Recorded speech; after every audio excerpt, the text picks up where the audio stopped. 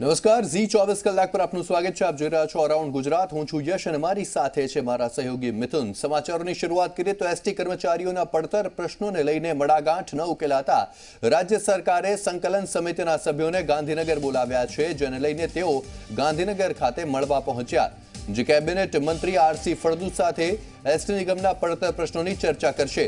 આ પહેલા અમદાવાદમાં એસટી મધ્યસ્થ કચેરી ખાતે સંકલન સમિતિ અને એસટી નિગમના નિયામક સોનલ મિશ્રા વચ્ચે બેઠક પૂર્ણ થઈ હતી।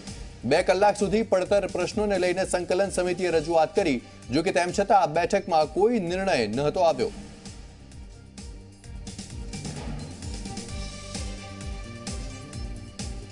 તો આ વિશે વધુ માહિતી આપશે અમારા સંવાદદાતા હિતલ પારેખ। જી હિતલ, આપને જાણવા માંગીશું આપની પાસેથી કે એસટીના પ્રશ્નનો હજુ સુધી ઉકેલ નથી આવ્યો। રાજ્ય સરકાર શું નિર્ણય લેવાના મૂડમાં છે? બેઠકમાં શું થઈ શકે?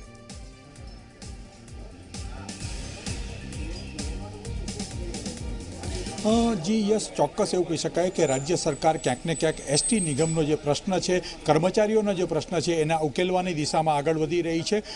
એટલા જ માટે આ ચર્ચા બેઠકમાં બોલાવવામાં આવી છે। મુખ્યમંત્રી વિજય રૂપાણી દ્વારા જે પ્રકારે 3 સભ્યોની કમિટી શિક્ષકો અને એસટીના પ્રશ્નના આંદોલનના પરિપ્રેક્ષમાં બનાવી હતી, એ અંતર્ગત જ રાજ્યના વાહન વ્યવહારની મંત્રી આરસી ફળદુ દ્વારા આ અત્યારે બેઠક ચાલી રહી છે। બેઠકનો પ્રારંભ થઈ ચૂક્યો છે। આ બેઠકમાં 7મું પગાર પંચની વાત કરવામાં એસટી નિગમ દ્વારા એસટી નિગમના 3 યુનિયનો દ્વારા કરવામાં આવી છે। સાથે સાથે આશ્રિતોને જે નોકરીની વાત છે અને સાથે સાથે રાજ્ય સરકારના કર્મચારીઓને જે આશ્રિતોને 8 લાખ રૂપિયા મળે છે, જ્યારે એસટી નિગમના કર્મચારીઓ મૃત્યુ પામે તો 6 લાખ મળે છે, એ તમામ વિસંગતતાઓ મુદ્દા પર ચર્ચા વિચારણા થશે।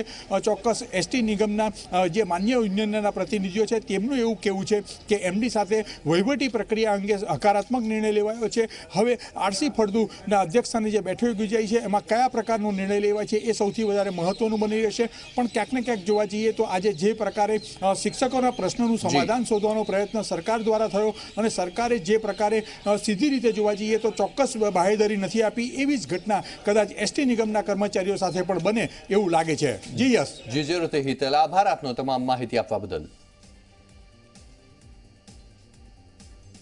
અમારી તમામ માંગણીઓ 7મું પગાર પંચ અને ફિક્સ પગારના કર્મચારીઓને રિવાઇઝ કરી અને ડ્રાઈવર કંડક્ટરને પણ એને વર્ગ 3નો પગાર મળે અને બાકીની જે તમામ બીજી માંગણીઓ છે, આ સિવાયની 13 માંગણીઓ છે, એ તમામ માંગણીઓ માટે અમે સરકારશ્રી સાથે ચર્ચા વિચારણા કરવાની છીએ। જ્યાં સુધી અમારી માંગણી ન સ્વીકારાય ત્યાં સુધી અમારું આંદોલન ચાલુ રહેશે। તો પરેશ ધાનાણીએ એસટીના કર્મચારીઓ સાથે બેઠક કરી હતી। ગીતા મંદિરમાં બેઠકમાં કર્મચારીઓને સંબોધન કર્યું હતું। સરકારની નીતિ છે ભાગલા પાડો અને રાજ કરો, સરકારે ફક્ત વાયદાઓનો વેપાર કર્યો છે, તે વાત તેમણે કહી હતી।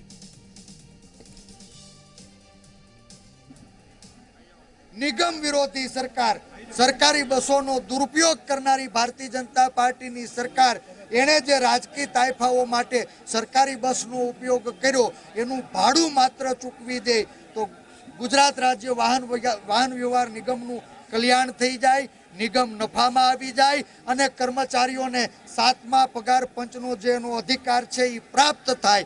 એટલે હું આજ ગુજરાત રાજ્ય વાહન વ્યવહાર નિગમ કર્મચારી મંડળ સંકલન સમિતિના બધા જ વિવિધ ઘટકોએ જે આંદોલન તો એસટી વિભાગના કર્મચારીઓ હડતાળ પર છે, ત્યારે પાસના કન્વીનર હાર્દિક પટેલે પણ એસટી વિભાગના હડતાળ પર બેઠેલા કર્મચારીઓને ટેકો જાહેર કર્યો। હાર્દિક પટેલે સુરતમાં એસટી વિભાગના હડતાળિયા કર્મચારીઓ સાથે મુલાકાત કરી, જ્યાં કર્મચારીઓની હડતાળને ટેકો આપ્યો અને રાજ્ય સરકાર પર પ્રહાર કર્યા। ગુજરાતની અંદર બહુ વર્ષો પછી કર્મચારીઓ હડતાળ ઉપર ઉતર્યા છે।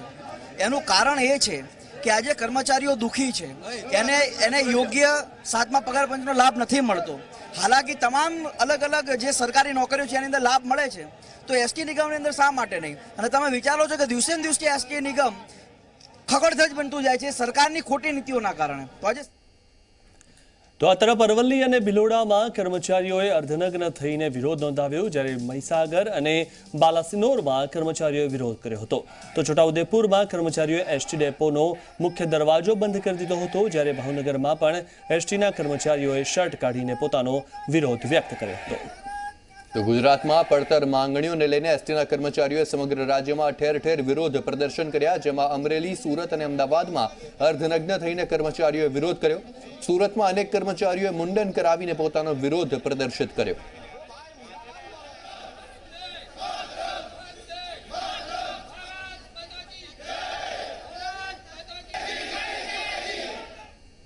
તો કચ્છમાં એસટી બસ બંધ રહેતા વૈકલ્પિક વ્યવસ્થા કરવામાં આવી, જેમાં 120 મિની બસ, 150 તુફાન ગાડી અને 60 લક્ઝરી બસ જિલ્લા બહાર ચાલી રહી છે. આ અંગે આરટીઓએ જણાવ્યું કે પરિવહનમાં કોઈ મુશ્કેલી ન પડે, માર્ગ સલામતી પણ જળવાઈ રહે અને કોઈ પેસેન્જર રઝળી ન પડે તે માટે વૈકલ્પિક વ્યવસ્થા કરવામાં આવી છે. જ્યારે પેસેન્જર પાસેથી કોઈ વધુ ભાડું વસૂલ ન કરે તે માટે ચેકિંગ પણ થઈ રહ્યું છે.